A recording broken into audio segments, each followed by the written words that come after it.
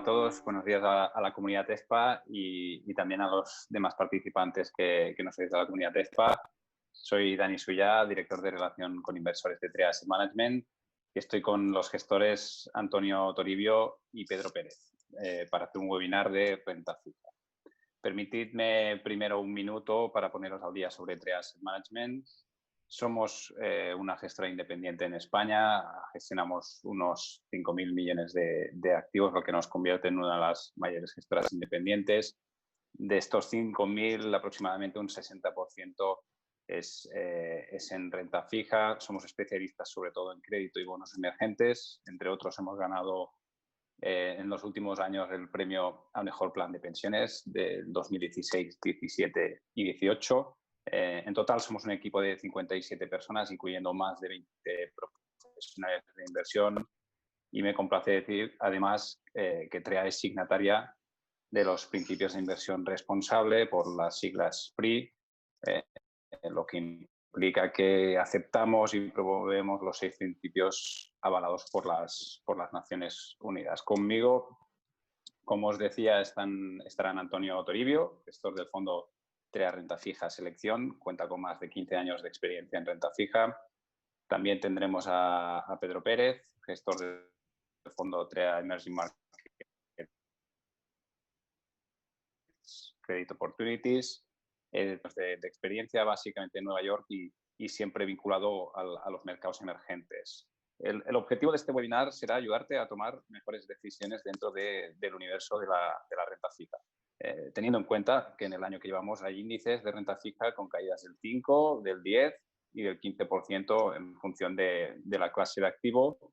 Está habiendo reembolsos en la categoría más general de renta fija, reembolsos importantes. Un dato que ayer me daban es que los fondos en activos monetarios en Estados Unidos han alcanzado los máximos históricos, sobrepasando 2008, con lo cual podemos decir que el mercado, igual que la renta variable, ha habido momentos de cierto pánico.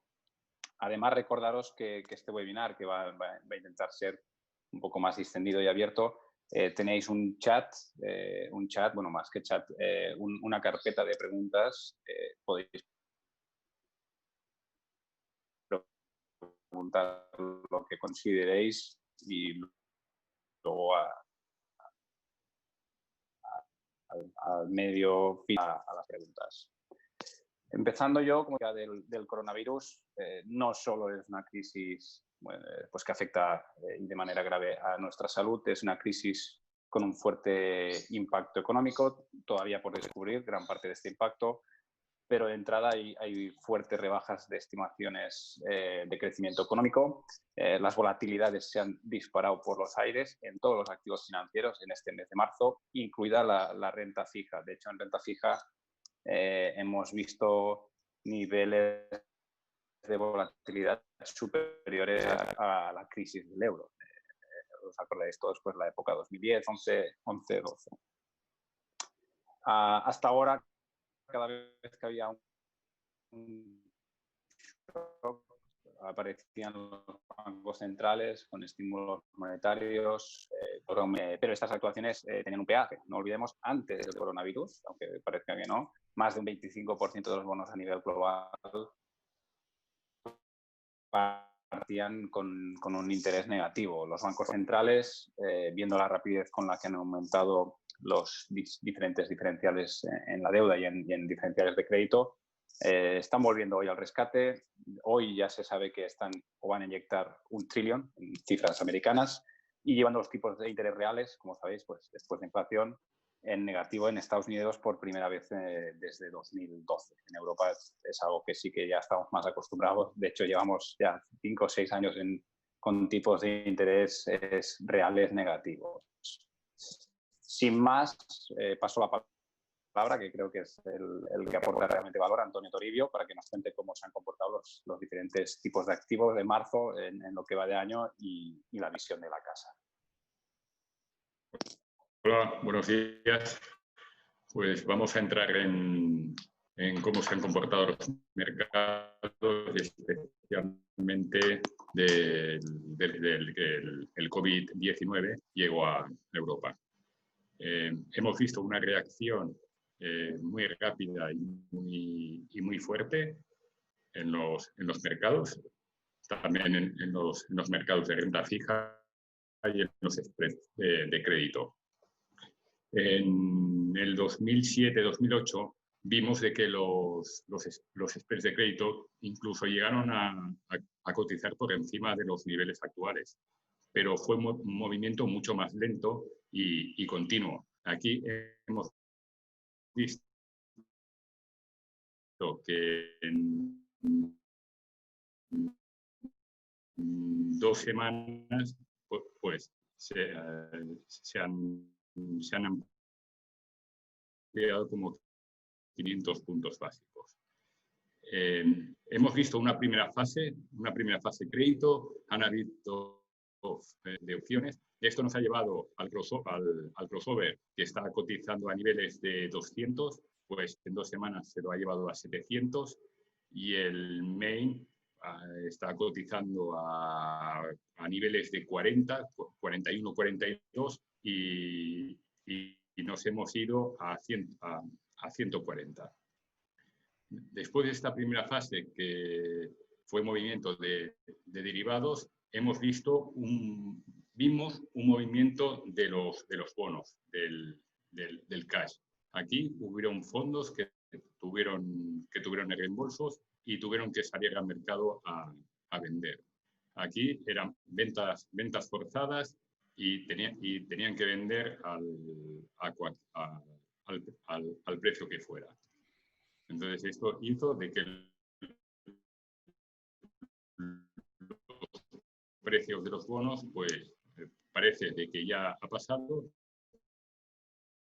y ahora estamos en una tercera fase, que es una tercera fase en la cual vamos a ver cómo se van a ir actualizando, van a ir saliendo datos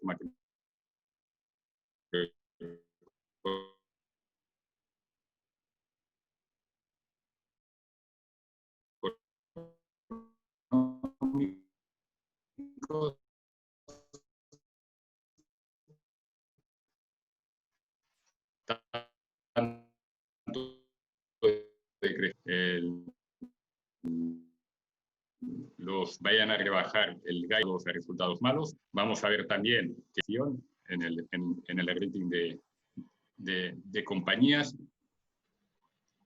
y estamos en este proceso de estabilización. Hemos visto de que tocamos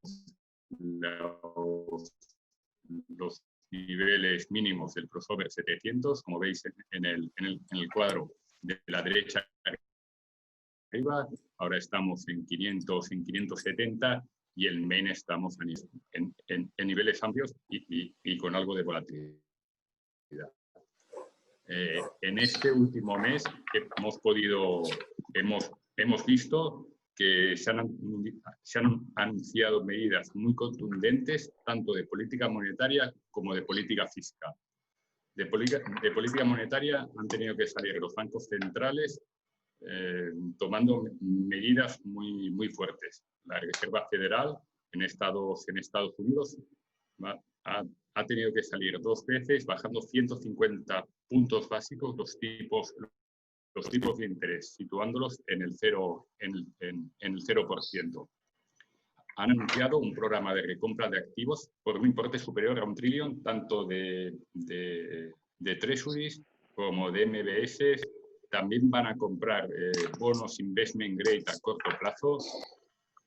Han anunciado también un abaratamiento y una expansión del programa de compras de commercial paper, y se ha dado de alta un credit facility para las pymes. En Europa, el Banco Central Europeo hizo una primera comparecencia anunciando un aumento en las compras,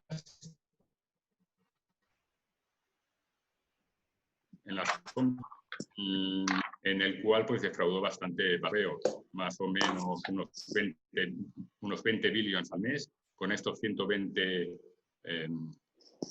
billions anuales, pues se iba a unos 33 billions cada mes, y a la semana pues tuvo que salir anunciando un programa mucho más agresivo y subiendo este importe a 700, sumándoles 750 billones más. Es decir, de que cada mes el Banco Central Europeo va a comprar unos 115 billones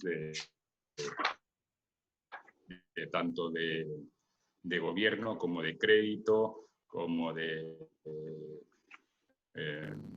ABS y de cover bonds. En este sentido, ha aumentado también el espectro de activos. También va a comprar pues, pagarés, también va a revisar todo el tema de colaterales, todo el tema de riesgo del 33% por emisor, y también anunció pues, un programa beneficioso para los bancos de inyectar liquidez mediante los cénitros.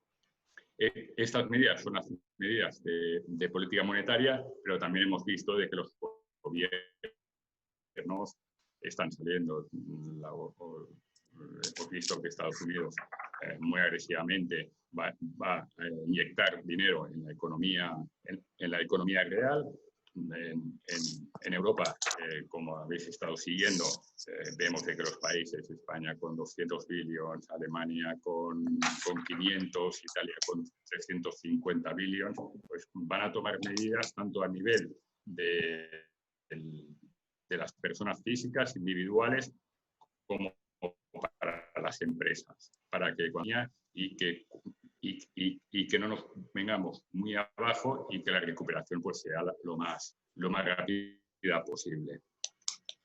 Con todo esto, hemos visto de que los activos y los activos más subordinados son lo que peor se ha comportado. Vemos de que los AT1 han perdido como un 20%, el high yield un 14%, emergentes un 13%, los subordinados tanto financieros como corporativos un 10-11%, incluso el investment grade y el senior financiero pues han dejado un 7%. Lo que mejor se ha comportado pues es la deuda pública de Estados Unidos, que con este estrechamiento de los tipos de interés por parte de la Fed pues ha pasado el 10 años, pues ha pasado del 1,75 que empezó el año a niveles actuales que está en el 0,70. La deuda alemana también se ha comportado bien por ser un activo de refugio, incluso la deuda periférica pues ha ampliado algo entre 20 y 40 puntos básicos.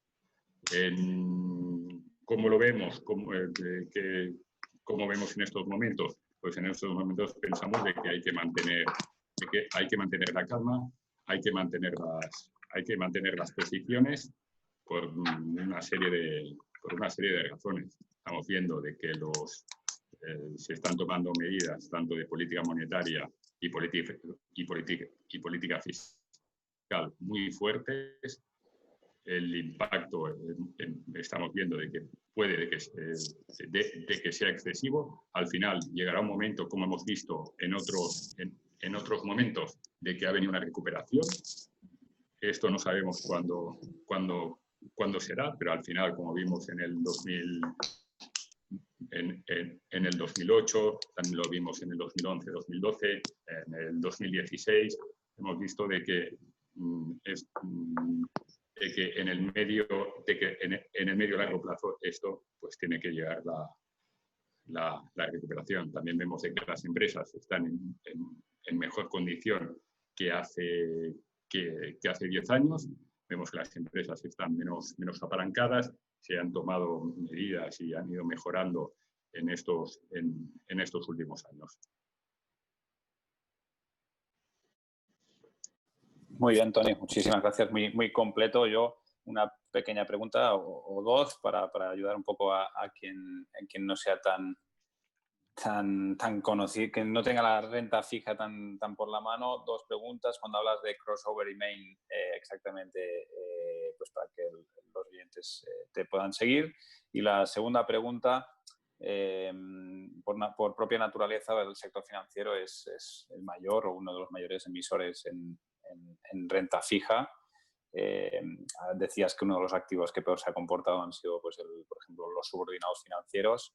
Y yo la pregunta que te haría es cómo ves el sector financiero versus 2008. Si hay motivos, están mejor, peor. Al final, gran parte de los fondos siempre van a tener, de renta fija, van a tener posiciones financieras. Sí, mira, contestando la primera, el índice MEN y el índice crossover, el índice MEN pues está compuesto por emisores investment grade, tanto corporativos como financieros. Y en el índice crossover pues son emisores que están entre high yield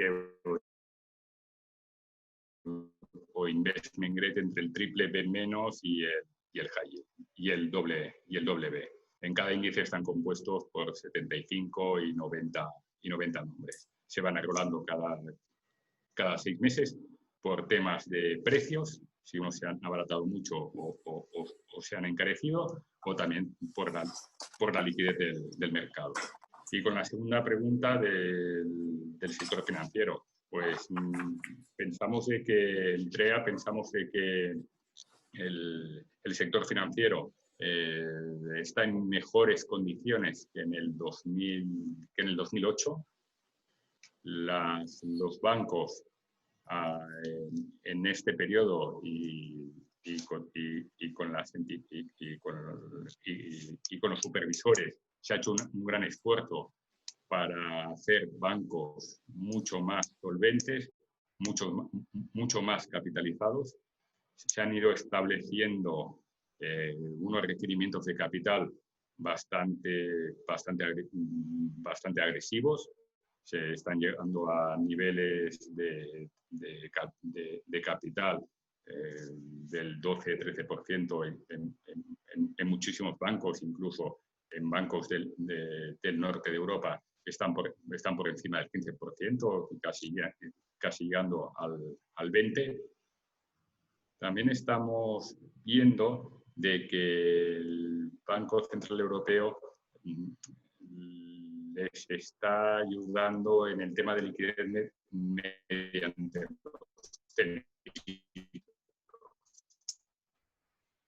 que los tipos perjudican mucho al sector financiero y en especial a la banca.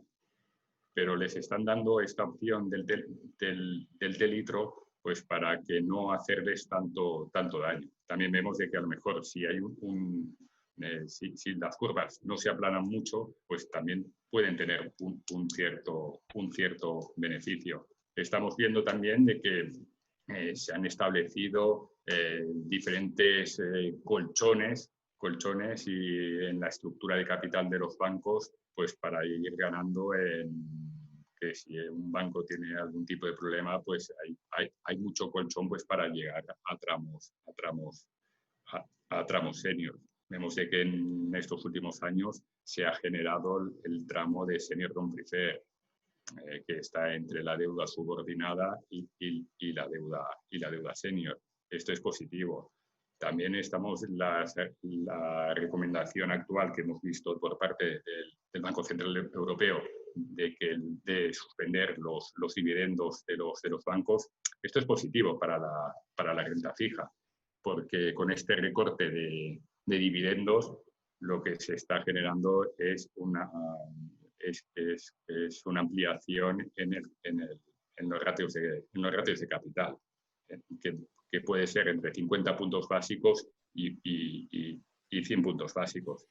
Vemos que están en mejor situación que hace 10 años. Vemos de que se les ha penalizado mucho. En este contexto hay que ser muy selectivo con los nombres. A nosotros nos gustan emisores de que tengan en los tramos subordinados, que tengan cupones altos, que tengan vencimientos, que tengan los vencimientos anticipados, las calls cerca, y que el reseteo pues sea también alto, porque el incentivo a la call va a ser muy alto. Y ahí pensamos de que puede tener mucho valor. Los tramos seniors también hemos visto de que estaban cotizando muy cercanos prácticamente al 0% a 3 años, y ahora pues podemos ver tramos a 3 años entre el 1,5% y 2%. Fantástico, pues muchísimas gracias, Tony. Pasamos a Pedro, que nos dé un poco su visión en emergentes, que tiene dinámicas obviamente diferentes y idiosincráticas. Pedro. Sí, buenos días a todos. Emergentes, Dani y yo hablamos de esta conferencia. Lo primero que pensamos en hablar un poco de la situación y de la posición de emergentes dentro del mundo, ¿no? Del mundo financiero y como asset class importante ya muy desarrollada. Mercados emergentes en su inmensa mayoría es en dólares. Como tal, hay que explicar un poco cuál es el proceso por el que caídas de este tamaño y de esta magnitud ocurren en renta fija, ¿no? El mundo ha visto ha visto muchas. El término financiero o académico es liquidation sell-offs, sería como ventas de derribo globales, pero globales de verdad solo ha visto 3, la crisis del 29 al 32, la del 2008 y ahora esta. Y como decía Antonio, la gran diferencia de esta, aparte de que la inusitada rapidez con la que ocurrió el deterioro de condiciones financieras, es que también luego explicaré por qué esto ha ocurrido así. Esta también ha ido el componente, además de la caída tremenda de los commodities, ¿no? Y en particular del petróleo. Y ahí tiene que ver mucho el juego geopolítico de Rusia y de Arabia Saudí justo en el peor momento. Pero en general, este tipo de caídas, ahí están viendo simplemente el índice high yield perdón, uno de los índices más líquidos de emerging markets. Todas estas liquidation sell-offs ocurren por una sola razón, una razón principal, que es el apalancamiento del sistema. El 2008, yo ya estaba operando, y de hecho estaba operando todavía como trader hace 2 meses, o sea que esto lo he visto bien. En 2008 lo primero que tuvimos fue los grandes signos de apalancamiento del sistema se ven claramente en el mercado de funding, ¿no? En el LIBOR, en el repo market, el mercado de repos. A finales ya del 2007 había claros signos de estrés, había distorsiones diarias en LIBOR. Sin embargo, la crisis no se manifestó hasta bastante después. De hecho, los primeros movimientos fuertes, ¿no? Aparte de la caída de Bear en enero o febrero del 2008, no empezaron a manifestarse en los mercados hasta mayo o junio. Y es cuando la gente se da cuenta del enorme apalancamiento encubierto que hay en los bancos, sobre todo a través de correlation products, de CDOs, CBOs, que claro, estaban basados son sistemas bastante sofisticados de pricing, estaban minusvalorando la correlación de activos y sobre todo estaban poniendo de manifiesto la falta de capital en los bancos, ¿no?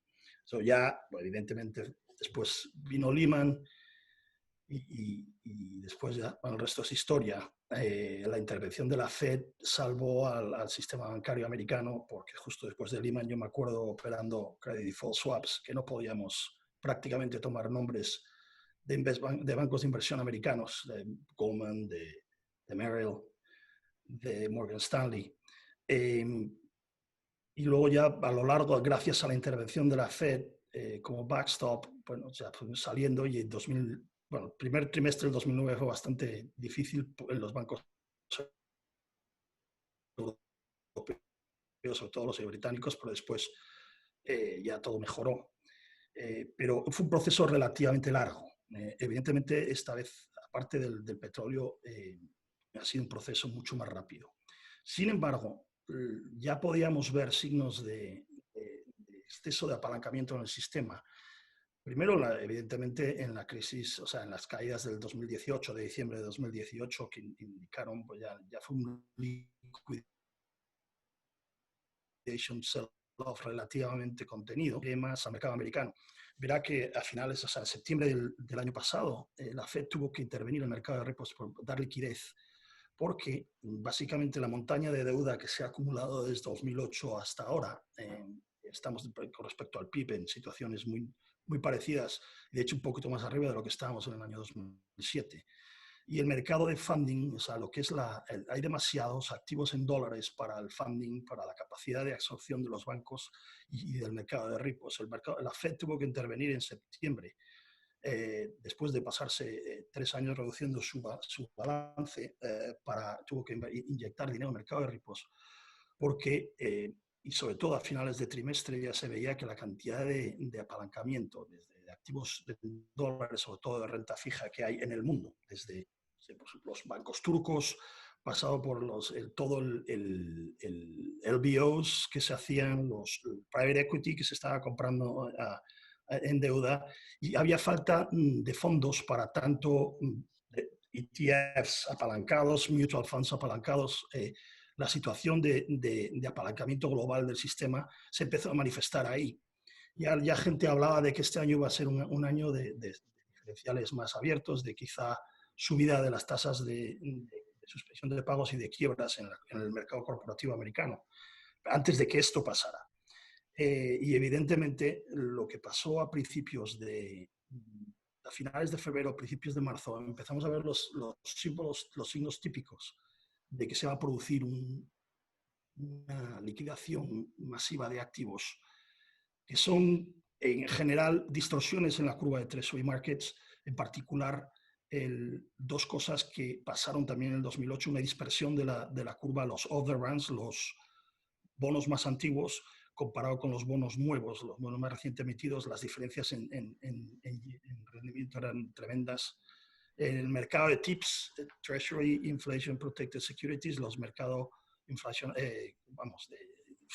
League de Estados Unidos, los break-evens llegaron a ser, que indican que el TIP está muy barato con respecto al Treasury Nominal, estaban a niveles ridículos, incluso negativos, dando a indicar inflación negativa. Los mercados que indican un apalancamiento en el mercado de treasuries también. En parte, el apalancamiento, por ejemplo, los futuros, el basis del futuro a 10 años contra el bono indicaba unas tasas implícitas de repo del futuro ridículamente altas. Es cuando empiezan los fondos, los profesionales que ya están apalancados empiezan a vender. Tienen que salirse porque no hay funding. Empiezan a vender hasta el punto que empiezan a vender algunos activos de gran calidad como los munis, como high grade, como todo, non-benchmark treasuries. Y es esa primera preferencia por la liquidez la que luego genera el pánico de ya la base retail que llega siempre después, aunque, una vez más, como dijo Antonio antes, esta vez es mucho más rápido. O sea, las primeras ventas institucionales ocurrieron relativamente rápido, pero el pánico, como ha visto todo el mundo, esto ha sido increíble en efectos históricos. ¿Cuál es el otro problema que tienen los mercados en general y en particular los de dólar?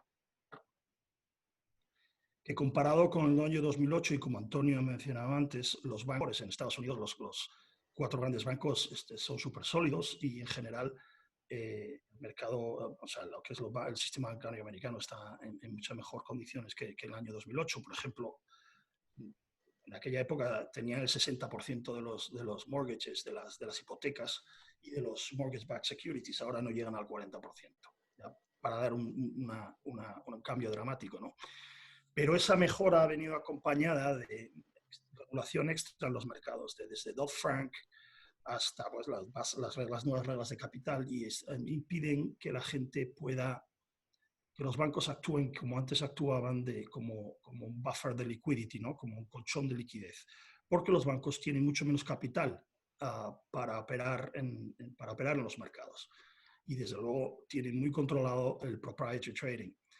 ¿Qué pasa? Eso primero, pues evidentemente no hay nadie que compre cuando todo cae, los hedge funds tampoco son lo que eran, la inmensa mayoría de los hedge funds ahora están mayoritariamente largos y apalancados largos. Hay los macro hedge funds no tienen el mismo tamaño que tenían en el 2008 relativo. Y otra cosa que ha pasado y que lo podemos ver es la proliferación de electrónica en Nueva York por culpa del virus, pues deteriora todavía más la liquidez. Y bueno, yo solo puedo decir, yo operaba Argentina cuando después de las elecciones primarias en Argentina el año pasado era imposible gestionar la cantidad de órdenes que entraban electrónicas pues, por Market Access, Bondport, por ORQ, y cuando están todas en la misma dirección, y esto es un proceso global, y no solo un crédito, sino, o sea, no solo un país, es imposible gestionar. Entonces los bonos se van, sobre todo por el ETF, llegaron a operar en niveles ridículos, muchos de ellos en emerging markets desde luego, pero también en high yield y en high grade, por debajo de su net asset value. ¿Qué pasa? Que esos ETFs siguen teniendo que vender después de que las primeras ventas han recibido, porque no pueden vender, porque literalmente, entonces todo se remarca, es el liquidation sell-off, todo se va remarcando a niveles más bajos con transacciones mínimas de 200, 300 mil dólares. Y eso es por lo que llegamos a las situaciones dramáticas que vimos hasta, como dijo Antonio, la intervención del Treasury primero y después de la Fed. Lo que está haciendo la Fed, el Treasury estamos hablando de un programa de 2.300 trillones de dólares, es un programa que apunta a cubrir, probablemente el 60% de la renta que se va a perder por los confinamientos.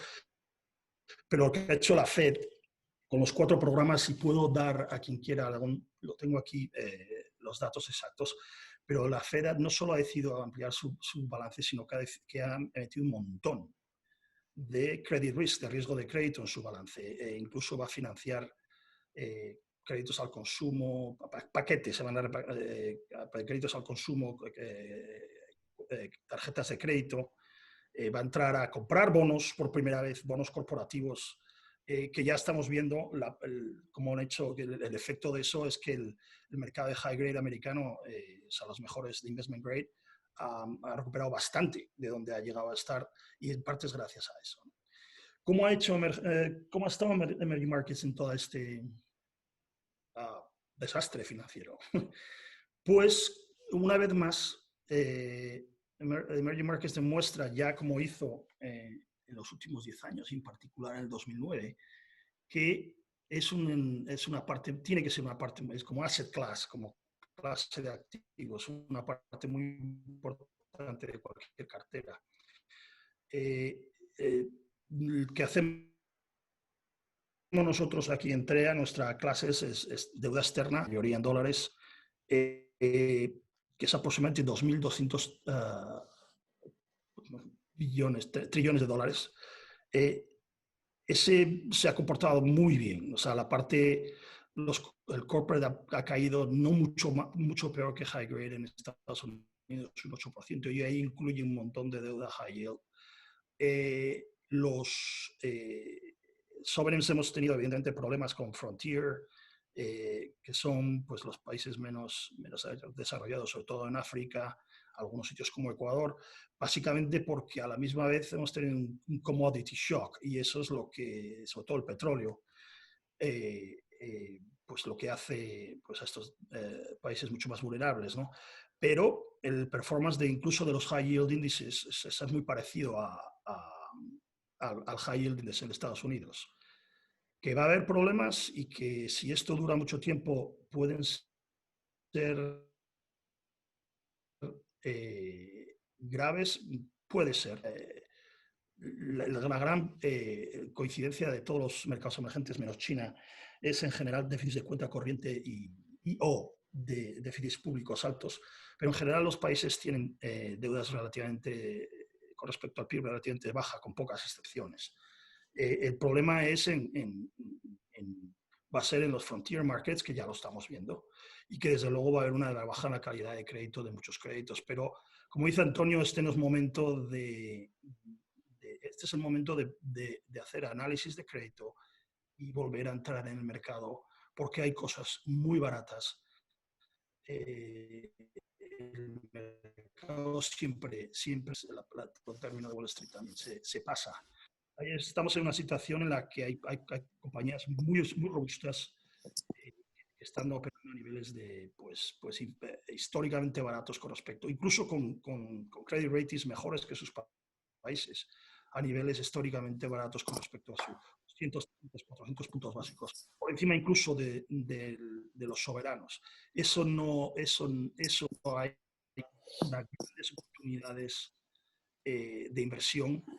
Es en lo que nosotros nos estamos concentrando ahora mismo, ¿no? Análisis de crédito. Luego, si quieres, Dani, hablamos de las métricas que tenemos como por empresa. Y luego otra cosa que tiene una ventaja es que ahora los mercados emergentes, incluso los países en los que ya se está hablando de una reestructuración, el nuevo framework, la nueva estructura global para lidiar con estas cosas no es la que era en 2005 cuando la gran crisis argentina.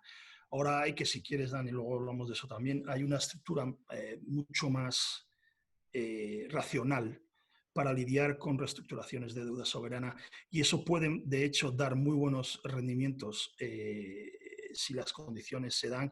Y por último, porque el Fondo Monetario Internacional está dispuesto a prestar dinero. Muchos de estos países habían ya iniciado procesos sponsorizados por el fondo de reformas, y algunos de estos países ya han recibido, vamos a ver,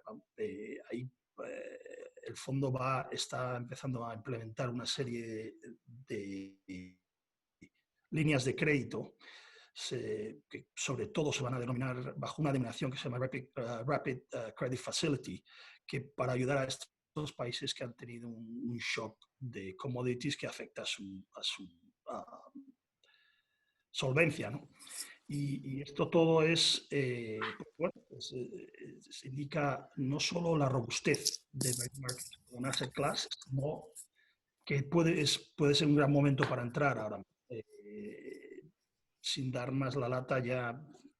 Fantástico, Pedro. Tomo nota, lo que es un buen momento para entrar. Lo hacemos como titular del periódico. Pues sigo yo con preguntas. Recordaros a todos los participantes que podéis poner en la carpeta o en el icono de preguntas las que consideréis sobre renta fija y las voy a leer yo. Si no, pues sigo yo. Preguntas que tengo. Al final, claro, hablamos que hay un shock de liquidez, desaparece la liquidez, hay vendedores forzados, con lo cual el diferencial entre BTAs en el bono desaparece o se ensancha muchísimo, sobre todo más en emergentes, obviamente.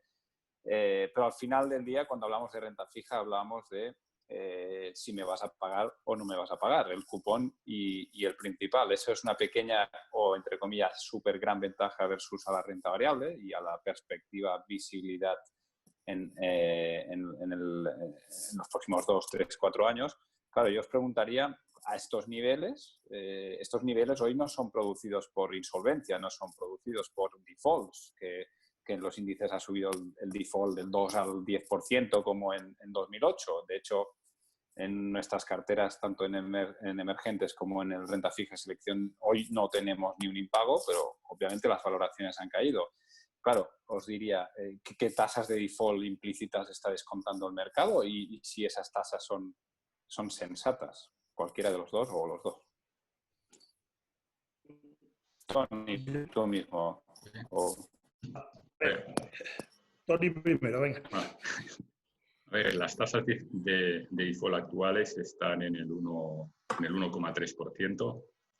Lo que se están haciendo estudios y con estos niveles de spreads se está calculando a qué tasas de default se podrían llegar. Están saliendo números bastante altos pero si miramos las tasas de default de que llegamos en el 2008-2009, en ese periodo llegamos a unas tasas de default del 8%, entre el 7 y el 9%. Vamos a ver de que empresas en este camino, si se alarga este periodo de cierre, como estamos, prácticamente de la economía, pues van a sufrir mucho. Las buenas van a ir continuando porque los balances que tienen son muy fuertes, son muy grandes y pueden hacer frente a un periodo más largo. Pero hay empresas, sobre todo de high yield, y lo que se puede ver más es en Estados Unidos, de que puede de que hayan empresas de que las tasas de default incrementen más que los niveles que vimos en el 2008-2009, pero tampoco creo de que nos vayamos mucho más allá. Fantástico. Por mi parte, dos puntos. Uno es la tasa implícita de default que hay en un bono, en un CDS, que está basado en modelos de default intensity. Depende. Hay países como, por ejemplo, Petrobras pasó del 11% a la tasa implícita al 30 y tantos % de implícita, que no indica que vaya a ocurrir, sino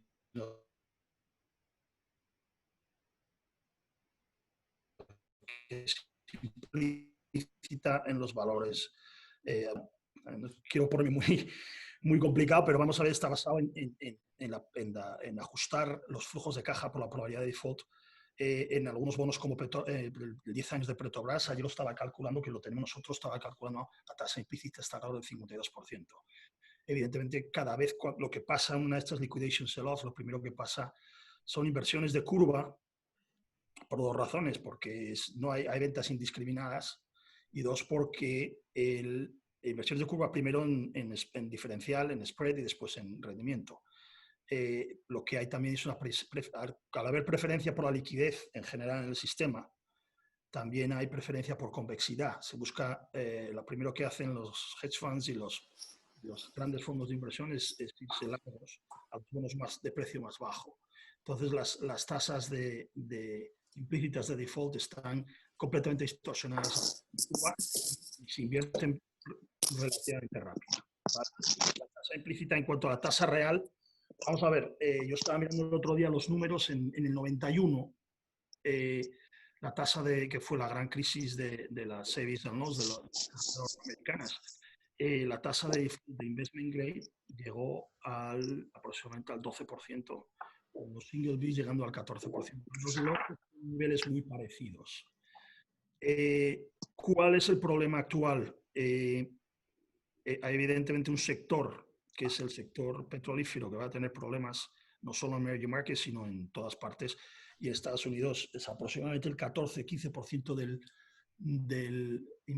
High Yield Index, que es el sector energético, y en su mayoría lo que llaman productores de shale y del Permian Basin en Texas y en el puerto oeste de Oklahoma. Norte de Texas y Oklahoma, esos van a sufrir. Esos no son rentables con el petróleo a menos de $45. En emerging markets, evidentemente, ya lo estamos viendo, las operaciones van a ser probables en Ecuador, en Angola. Luego hay industrias que tienen problemas, desde hoteles, líneas aéreas, eso es evidente. Eso como en todas partes. Pero también es verdad, y nosotros lo estamos haciendo, estamos yendo a petroquímicos, papeleras, a supermercados, productores de proteína, en Brasil y en Ucrania. Ahí los niveles de default implícito son ridículos. Estas compañías van a sobrevivir y van a hacerlo bien. O sea, son inversiones que a medio plazo van a dar muy buen resultado, porque ahí es donde, como dice el término de Wall Street también, you throw the baby out with the tap water. Simplemente que tiras al niño con el agua del baño. Literalmente lo tiras todo y hay grandes oportunidades de inversión por ahí. En corporates más que en sovereigns. Los sovereigns están empezando ya depende de cómo lo mires y veo que hay algunas preguntas en el chat que a lo mejor van en ese sentido. Sí, eso iba a decir. Bueno, creo que habéis contestado varias preguntas de las que están saliendo, pero para ser transparente aprovechamos que es un evento abierto y yo tenía muchísimas preguntas, pero pasamos a las que nos comentaban. Por un lado, si pensabais que es un buen momento para empezar a construir carteras dados estos niveles. Claro, yo diría que, por ejemplo, en el fondo de Tony, la TIR está por encima del 4% y en el fondo de Pedro la TIR está por encima del 10% en dólares. No hemos hablado hoy del coste de cobertura, que también está en mínimos, pero creo que ya hemos contestado a esa pregunta. Nos preguntan también si pensamos que hay sectores, más refugio, más anti-COVID, si es que se puede decir eso. No sé si hay algún sector. Sí que habéis contestado pues el hecho de que el sector, había una pregunta sobre el sector oil y Pemex en concreto. Yo creo que tampoco hace falta entrar en el detalle de Pemex porque no acabaríamos, pero hemos contestado. O sea, yo os dejaría con la pregunta de sectores que podáis ver más, entre comillas, anticíclicos y lo contrario, sectores que ya habéis contestado seguramente, que puedan sufrir más downgradings en el corto plazo. Tony, ¿tú? A ver, quizás por sectores que podrían no verse tan perjudicados, a lo mejor comportarse bien. A lo mejor pueden ser el sector farma, están intentando encontrar algún tipo de medicación, vacuna, cualquier fármaco para ayudar.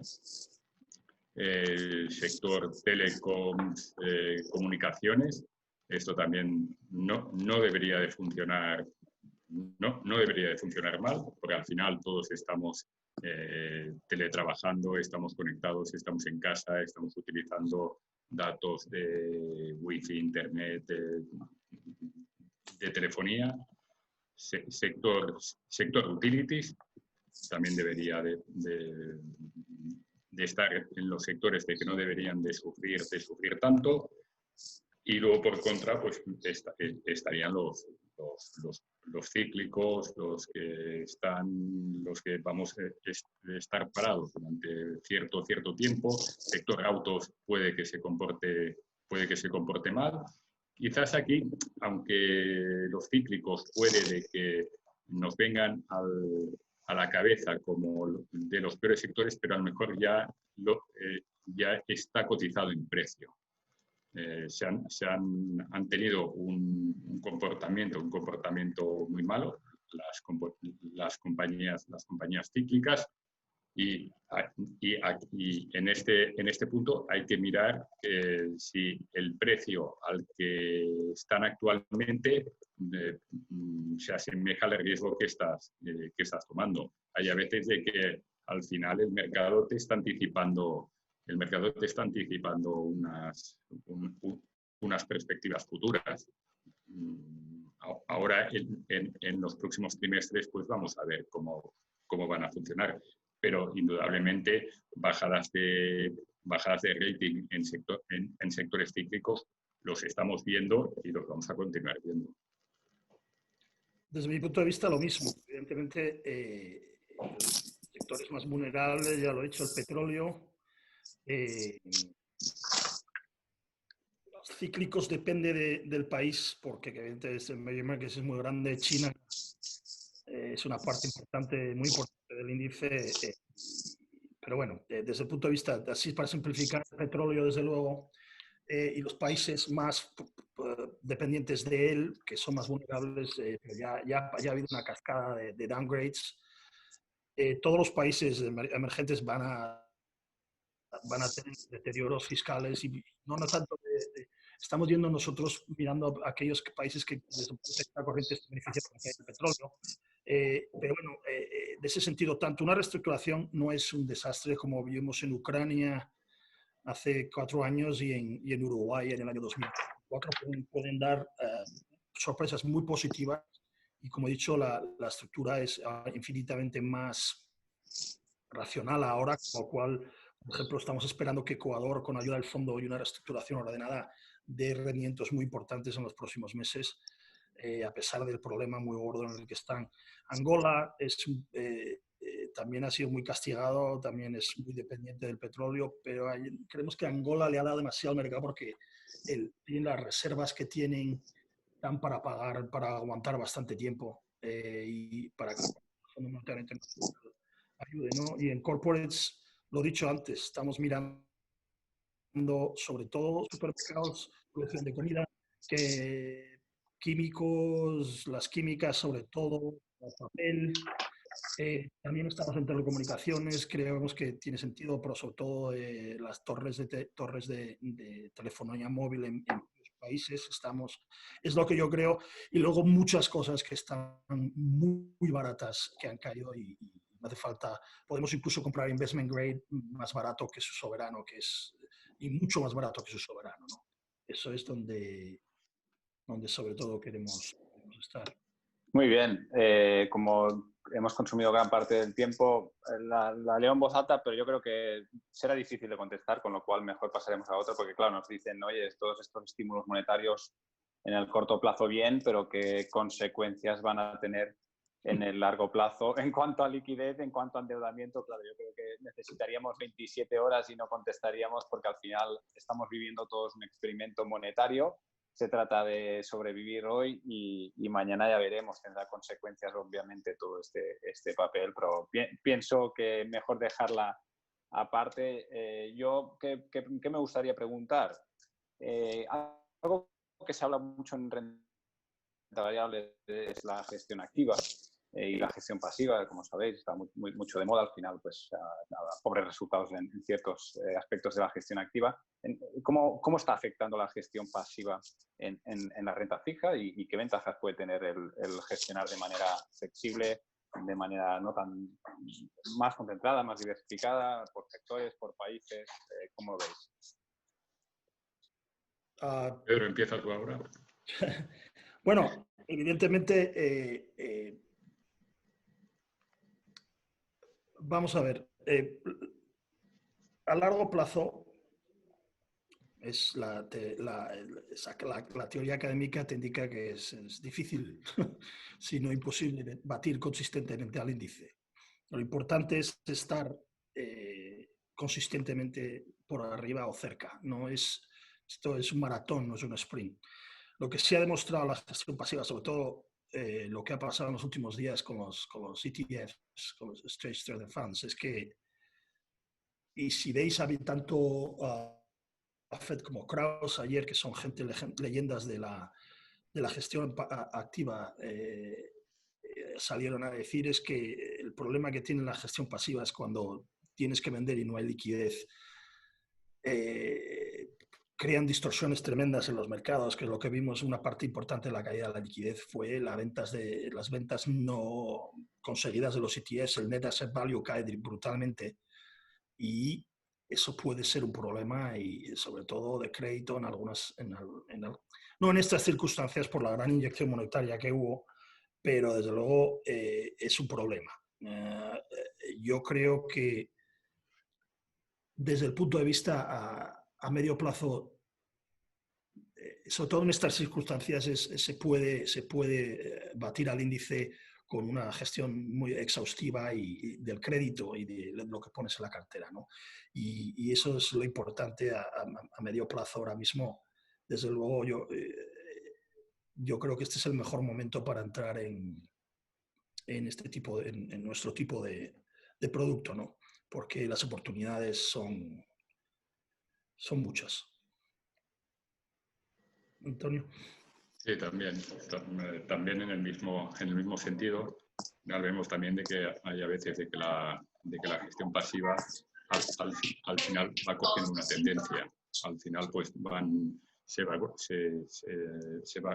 van generando flujos por tendencias.